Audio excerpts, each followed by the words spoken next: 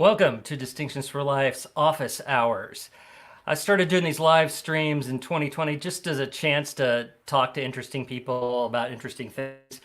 I had them the other day say, "What kind of people are you looking for guests on the show?" And I said, "Just people that are interesting, and then we can have an interesting conversation." And if you've watched any of these, you know some of the topics have been varied. A lot of it is about entrepreneurship and business, but we've talked about bread and the price of oil and all other kinds of things. Today, I think we'll be a little bit more on topic, but we may get off topic too. So my guest today is my friend John Galfano. John runs a very successful YouTube channel and website called 40 Over Fashion.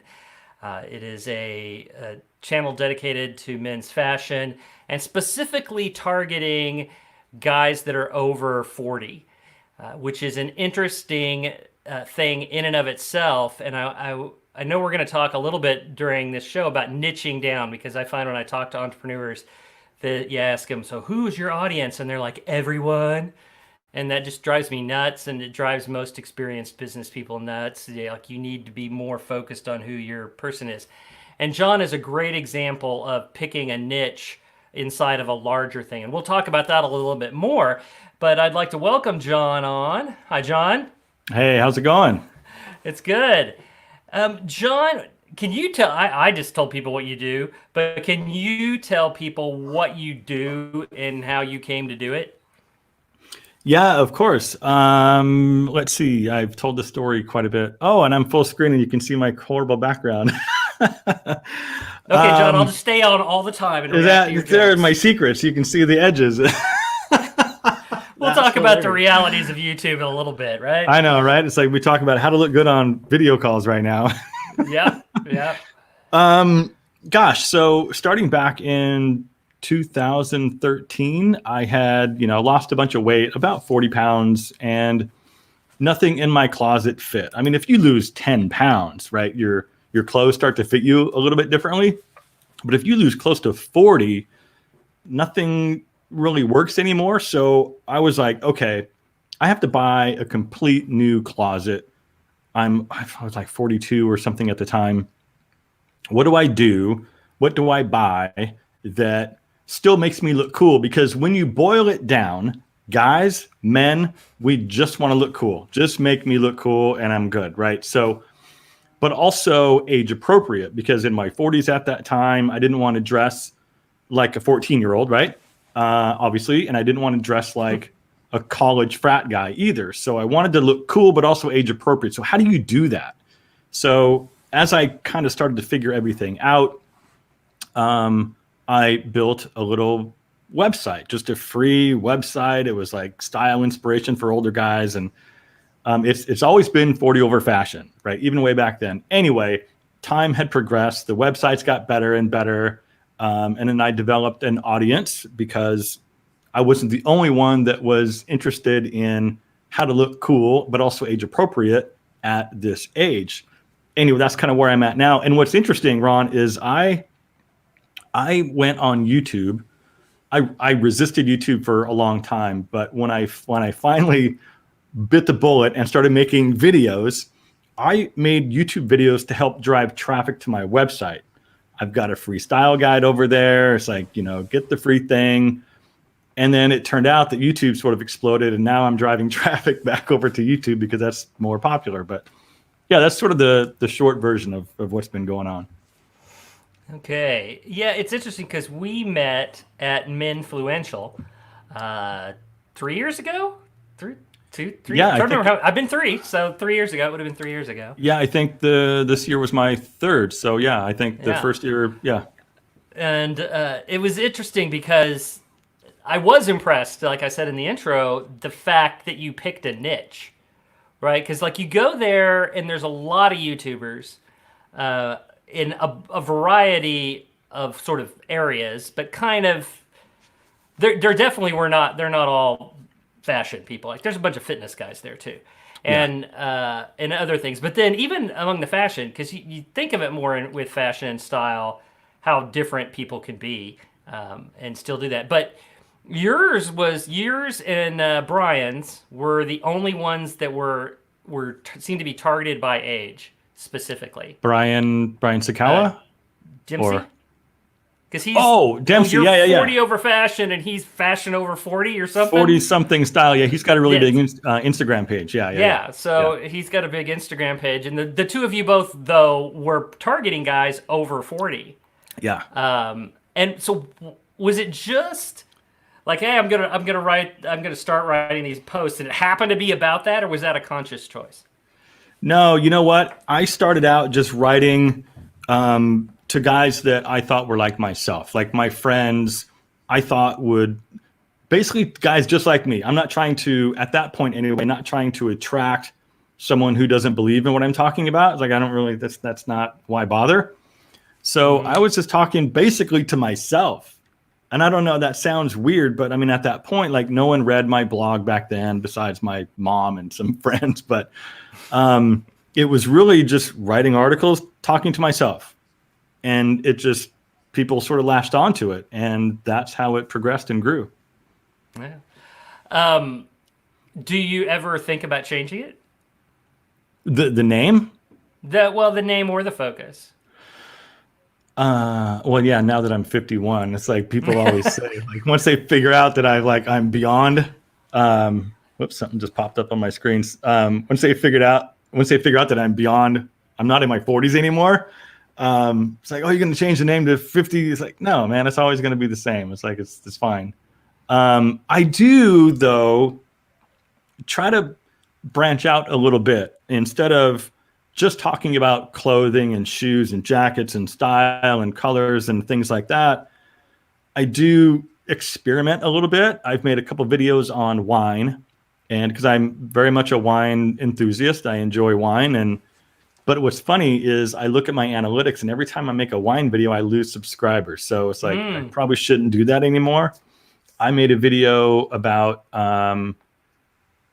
hand tools every guy needs around his house, right? Because I'm a tool guy. I used to race cars. I raced competitively automobiles for about 9 or 10 years, and I won a championship back in 2006. So I know my way around a garage. So I'm like, okay, if I'm creating content for men like me, I like tools. So let me introduce like a tool concept and see if it latches on. And it tanked. It was horrible. It's probably one of the lowest viewed videos on my channel. So I'm like, okay, the audience likes to hear about style and looking good and feeling good and all of that. So that's my main focus. But every once in a while, Ron, I try to sprinkle in something a little bit different. I mean, what was it? Just the other day, I made a video.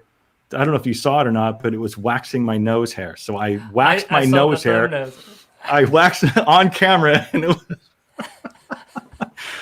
it was interesting. But I try to just sprinkle stuff in, man. It's like it's a lot of this stuff is for me. It's like I know that I'm creating content for an audience, and that's why they're here and they subscribe and they pay attention, because of the vast majority of topics that I cover. So I need to obviously respect them, and continue to have that be my main focus. But I'm still going to mess around a little bit. I talked about cars the other day and did a car video. So yeah, it's always interesting when you have a channel or something and it has a theme. The pull to do something else, and then having to decide whether or not and how often you can do that kind of thing. You know, it's like, oh, I'm going to do something about cars, but I talk about fashion all the time. Or like I did a live stream about oil, and I just did it because I thought it was fascinating. I saw parts of it, yeah. Yeah, but it's really has nothing to do per se with Distinctions for Life. But yeah, it would get boring if you try to do the same thing. And you never know. You might get something that hits, you know. It's tough. Like, you know,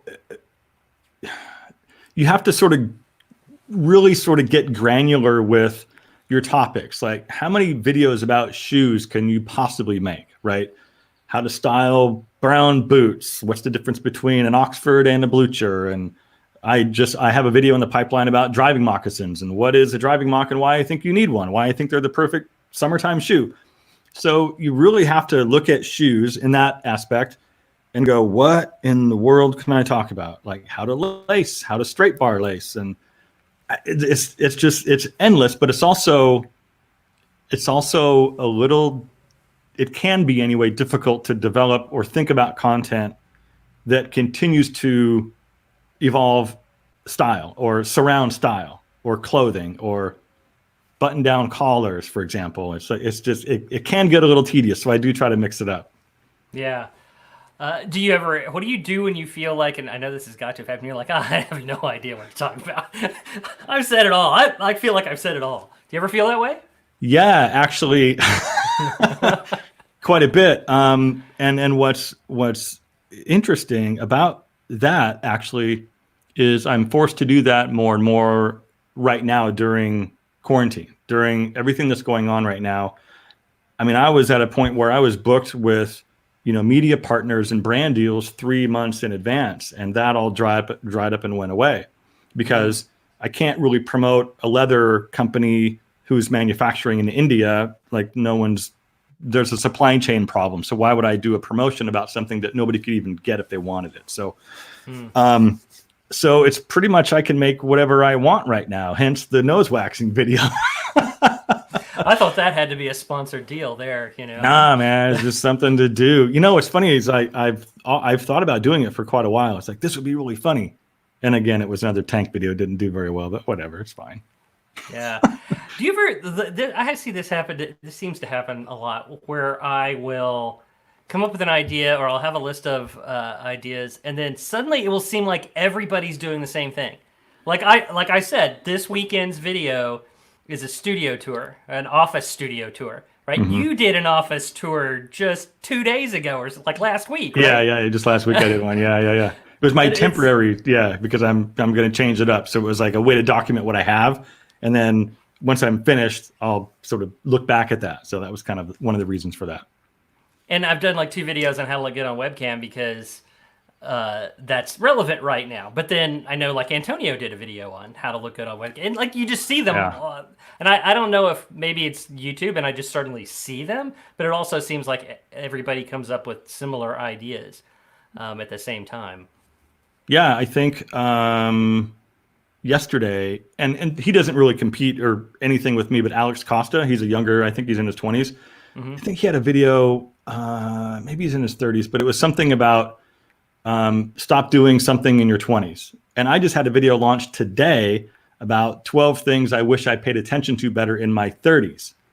So it's weird how we were all thinking similar things at the same time. I don't know how that happens, but especially right now, everybody has their mind on similar thoughts, right? And so you're naturally going to sort of go, okay, everybody's having to work from home, right? Like everybody's is on video calls and that kind of thing. So I'm not the only one who's going to come up with the idea that maybe we should do a YouTube video on how to look, because I know this stuff, right? That other people may not. I do this all the time. People are like, oh man, you work from home now? I'm like, I've worked from home for the last 5 years. Mm-hmm. I know all the tricks, And so you think naturally of doing that, and I guess they just seem to come in at the same time. It's actually really interesting to look at a lot of people that I follow and guys that I even know personally are making videos now, because brand deals for the most part have all dried up for everybody. So everyone's trying to think outside the box, like let's do a closet tour, like what can I do around the house? Instead of going out and filming a lookbook or something, or taking a drive somewhere and filming something somewhere. But it's always, or at least now it's, what can I do at home? I'm looking around like, what can I do? So it's weird that a lot of guys are doing some really creative stuff, which is good, but it's also kind of like, okay, you're kind of phoning that one in. Well, I think sometimes we do phone them in. One of the things I do is I've been a Toastmaster for a long time, so I have like a whole bunch of speeches that I've done. And sometimes I'll be like, I need an idea. And I will go back and look through my speech file. And I'll be like, oh, I did that speech. I can turn that into a video. So I recorded one this morning called How to Be a Smart Dressed Man.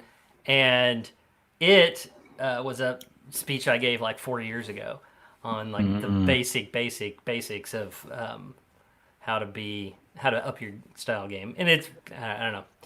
I had a discussion with my editor, and he's kind of like, your videos are getting longer and you have too many points. And I was like, I try to have 3, but then I noticed I have like 4 points under every point, and it's just Oh, keep it really? simple, man. People will start like for me, it's like there's too many points to remember when I come out of it at the end. So do you have a philosophy of how you structure your videos? I write it word for word and I use a teleprompter and I read everything on camera. I started out like a bullet point guy, like, okay, I'm going to talk about watches today. And here's the 5 things that I want to cover. And I would kind of bullet point and like have a piece of paper or my phone if I made notes on my phone. And I would turn the camera on and I would just kind of, okay, I'm going to talk about that. And it would always be horrible. I could never remember the point and I never knew when to break and stop talking. I never knew how to like end that segment. It would always be awkward. And so I'm like, okay, I'm just going to write it out. So then this is crazy. I would write it out on my phone or write it out on my computer, send it to my phone, have my phone sitting here, and I'd have little short paragraphs. I'd memorize the paragraph, read it, memorize it, and then go deliver it to the camera. And I would always make a mistake.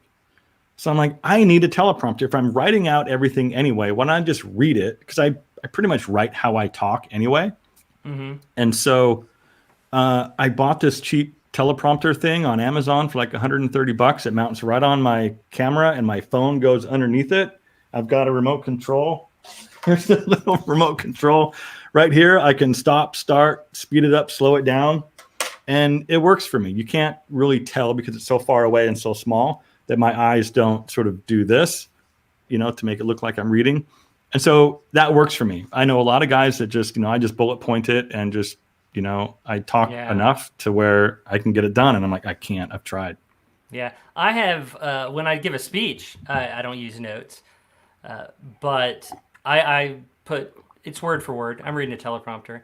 And my first teleprompter, there's a picture of it in this week's episode, and I made it out of a cardboard box and a piece of glass and some EVA foam, and it set it on top of a second tripod. It was but after about 16 episodes that way, I was like, you know what? I'm using this a lot. I might as well just invest in a real teleprompter where it's like all one piece with my camera on it and stuff. So now I use that.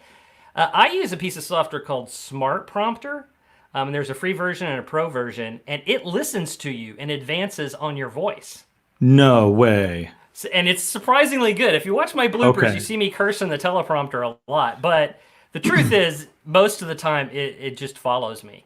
And the free version does that. The only reason I did the pro version is because it has like an iPhone app. So I can have my phone over here, and I have an old iPad. It's got a broken screen I'm using on my teleprompter. And this will let me remotely control that. So when it does stop advancing or go too far, I can move it back without having to get up and walk over to my camera. See, I've got to set mine like the timing. And sometimes there's like a lot of lengthy words and then it gets too fast or too slow. And check out Smart Prompter. It's amazing. It is. Okay. It is amazing that it follows your voice so well. So do you then take your close your file, your text file for your teleprompter, and then upload it as your closed captioning? No, but what I do is since I'm writing that copy now goes on my website as my blog post. Mm-hmm.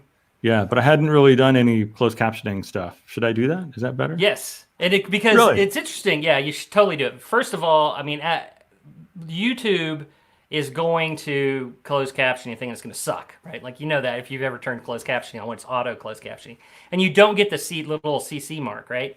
But if you upload them, you get the CC. And one of the options when you go to do an upload is it says, do you have timing in here? Or you can say without timing. And if you say without timing, then it matches things up for you. And it gives you the CC. So that's what I do. So there's like a fancy, there's a fancy format for closed captioning that you can do. And there's an editor for it in YouTube, but it's like really tedious to try and go and put the breaks in and everything. But if you just upload the text, YouTube matches it for you. And then they give you this. I'll totally do that. Yeah, because I'm not doing it now. But I mean, I write everything, so it would make sense that I do that. Yeah. And I watched a thing. YouTube's always putting out like why you should do things, and one of them was why you should do closed captioning. And they gave all these reasons. When you get to CC, you get better. I think you get better reach. And another thing was they said it's not just for people who are hearing impaired, it's also for people in loud environments. Yeah. So if you're watching on your phone, a lot of people can't hear it, and they'll just turn on closed captioning to do Yeah, that. I've So if done you that. can Yeah. get that, yeah, if you can get it, if you're using a teleprompter, then you've already got the text, right? It's I've already got it. Yeah. It's really That's easy to crazy. do. All right. I'm totally going to look into that then. There you go. You're the one with how many subscribers do you have, John? I don't know, 174, 175, something like that. 1,000. Yeah, and here I am the one telling you the tips, man. So what do you attribute your success to and my failure, John? Your success, my failure. Time. Time is a big factor. You've been doing it for a long time. Yeah, I've been doing it for a little while, and I don't know. I think a lot of it was being really maybe in the right place at the right time, because when I got into it, nobody was talking about style for the 40-something guy, how to look cool at, between 40 and 50 or whatever, how to look cool over 40. Nobody. Maybe there were some articles in GQ or Esquire, and maybe Antonio or Aaron touched on it occasionally, but back then nobody was focusing on that demographic. And I'm like, what's crazy is, now what's funny is now there are, and we'll get into that, but the over 40 demographic represents a pretty powerful spending group. Mm-hmm. So why wouldn't you, as a brand, if your product is marketed towards that demographic, why wouldn't you talk to someone who's talking to those audience? Why wouldn't you place your product in front of these guys? And that's not why I do it, but it's sort of a byproduct of being, I guess, one of the most popular guys out there that are talking to that demographic. Yeah, that is definitely true. So what you were mentioning that you were the only guy doing it. So yeah, there's guys, and it's totally fine. There's plenty of room. Don't get me wrong. Yeah. There's plenty of room. I think for the first probably 2 years, it was like I was the only guy. And then what's funny now is that Aaron and Antonio, the two biggest men's lifestyle powerhouses on YouTube, are now in their 40s. So a lot of their content now is starting to become geared towards their lifestyle, which is where I'm at. Like, that's the space that I live in. And I'm looking at it like, I could look at it and say, oh, that sucks for me because they're going to suck away all my views. But if they're talking about the 40-something guy and I'm talking about the 40-something guy, they could only lift up my audience. Right. So I'm totally fine with it. But it's interesting to see people now talking about it. I just watched a video today. Ashley Weston, you follow AWX Inc. Ashley Weston, she's a menswear stylist out of Hollywood. I think I've seen a couple of her things. Anyway, they made a video today, and I just watched it before I came down because somebody sent me an email about it, so I had to go watch it. And it was something about mistakes older guys make, or mistakes guys make that makes them look too old, or that makes them look older.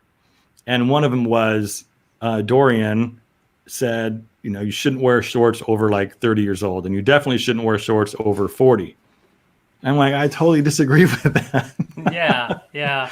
But that's fine. But guys are jumping on sort of that conversation, right? They're jumping on the audience that's in their 40s. Yeah, and it's like we were talking about before too, that you're naturally going to run into some of the same topics, right? Like if you're Antonio and you turn into your 40s, you're going to start talking about what it's like to be in the 40s. Absolutely, yeah, I totally and get it. just in the same way, like your videos are not only for people who are 40. Like a lot of you can be under 40 and take a lot of your advice. It's not like it's like special old people knowledge, right? Exactly. Yeah, exactly. So do you think that there is a difference in dressing between being in your 40s and being in your 50s? No, I don't think so. Yeah, I don't think so either. I think a lot of it though really is, and I get a lot of hate and I get a lot of comments and feedback from guys that I'll say, for example, baggy cargo shorts are probably something that you should not wear or not have in your wardrobe arsenal at this age. And I'll get guys that are like, screw you, man. It's like, I wear my cargo shorts till the day I die. They're so functional. And that's like, you can have a difference of opinion. I welcome that conversation, right? But if it's, name calling because they got triggered by something I said, then that's not okay. It's like, just have an opinion and come back at me with your opinion, and we can have that conversation. But otherwise, it gets to be a little juvenile around my channel on occasion. But on occasion, yeah. Yeah. I would say that cargo shorts it's not about age. I'm not sure you should wear them when you're in your 20s or your teens. It's a lot of not trying too hard and dressing for your body type and what makes you feel comfortable. And again, I get pushed back where guys will say, I'm 48 years old. I've earned the right to dress however I want. I don't care what anybody thinks of me. Okay, then wear a purple tutu to your job site tomorrow. I think we've talked about that. Then, because you do care.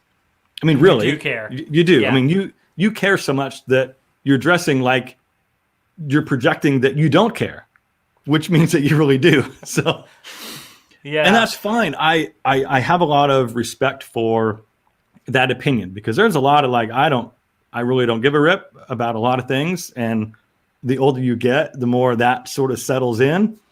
But I also care greatly about, my thing just went dim. I do care about how I present myself to the world. Not to the point where I'm going out wearing costumes every day, or I'm in a suit and tie all the time. I can't remember the last time I wore a suit, but my clothes fit my body. I don't wear big splashy logos on my clothing. I got a pretty decent selection of shoes. I just pay attention. I'm just paying attention. Yeah. Yeah, there's who was I talking to? You could take the same guy, say brown boots, blue denim, and a shirt like this, okay? You could put the one guy, and I just made a video about this, not to promote, but I just made a video about this. Say your shirt is like a baggy shirt and your trousers are really, your jeans are too long and they're a little too baggy and too wide. Stand them up, take a photo. Now put them in the same stuff, but now make them a little more tailored and just more structured to fit his body type. He will look more stylish, not because he's wearing stylish clothing, because the stuff that he's wearing fits his body. So you instantly go, oh, he's got pretty good style. No, his stuff fits him. And not only that, but you'll look more expensive and you will look thinner. I mean, yeah, the video I've just made, I photographed myself and I went to Goodwill and I bought stuff in my size. I didn't purposely go buy things 3 sizes too big for me. I bought a pair of chinos, a dress shirt in my size. And I swear I look 20 pounds heavier wearing that versus the slimmer alternative. Yeah, funny because the video I made, recorded this morning, which come out in 2 weeks, rule number 1 is wear clothes that fit. Yeah. People think, you see this, I think, with guys when they're big, when you're overweight, you wear baggy clothes to hide it. That's what you're trying to do, right? You're like, if I don't wear, they won't realize I'm fat. Well, you're not fooling anybody, and it's worse. It makes you look worse because you've expanded your size, your outline. So wear clothes that fit. As I said, that's what fashion designers get the big money for, is to make you look good. But for that to work, it has to be, it has to fit. It has to be the right fit for you. A lot of it's color, a lot of it's pattern. And this is a really big pattern. I wouldn't recommend this for a larger guy. I'd recommend a micro, I don't have anything right here, but yeah, a micro print, dark colors, solid dark colors, make everybody look cool. So you could do a lot of stuff with, if you're big on top, but you've got small legs, don't wear black pants with, a white top, because white is a bulking color, right? It reflects light. It just makes everything look bigger, while darker colors are, less bulking, they're more slimming. So wear a lighter color trouser and then wear a darker color on top, and you'll be a little bit more balanced. Yeah. Yeah, there's a lot that we could talk about in that arena. Yeah. For sure. And let's see, you've told me why you're famous and I'm not. No, you haven't told me why I'm not, but from a lot of people who watch my channel are, well, actually, one of the things I always encourage people to do when I'm coaching them in starting a business or trying to have any kind of impact is that they create a platform. And that platform can be a blog, it can be a podcast, it can be a YouTube channel. What advice would you give someone who's just starting out in any of those? Because you've done at least 2 of those, like you've done YouTube and blogging. Be consistent. I mean, have sounds easy, but have a direction. Have like some type of narrowness or a defined message that you want to talk about, and just stay in your lane and be consistent. I was doing, I think, 1 video a week. And then I made the decision, I'm going to try to do 2 videos every single week. And then I was just like, every single week, 2 videos, Thursday, Sunday, Thursday, Sunday. And there were days where it's like Wednesday afternoon and I don't have a Thursday video. So what am I going to talk about? And back then it was like, before I was being approached by brands to do deals, it was like, what do I have around my house that I can talk about? It was like a lot of shoe stuff, a lot of what's the difference between a sport coat and a blazer, how to tie a tie, like just basic, easy stuff. Have a niche, have some type of target that your topics can surround, and then be consistent and put yourself out there and just keep going. That's my advice. That is, I think, a key point. Be consistent and keep at it. I mean, I think a lot of people just quit. Yeah, a lot of people quit. Because nobody's watching or nobody's reading or nobody's listening. Dude, nobody read me for 5 years. Yeah. I mean, I didn't. And when they do find you later, all that stuff's still there, right? Yeah. Like they dig back into stuff when they become a fan. So it's not like you're really wasting it. I think that's a thing that people have. And when I started these live streams, I will have guests and they're like, well, should we do this? Is anybody even paying attention? And it's like, well, people will watch it later, and we're just doing it. Like, we'll figure it'll work or it won't. You know, it's an experiment and we can try it. Yeah. That's the key. And I do try to keep them around 30 minutes. We're a little over that. Can you tell people where to find you? And I'll just give you a moment to outro yourself. Yeah, I'm everywhere. Thanks for having me on, man. I appreciate it. It's really, this is cool. I don't mind doing stuff like this at all for really anybody. So I'm pretty much everywhere. 40 over fashion. I'm just right. You can see my thing right there.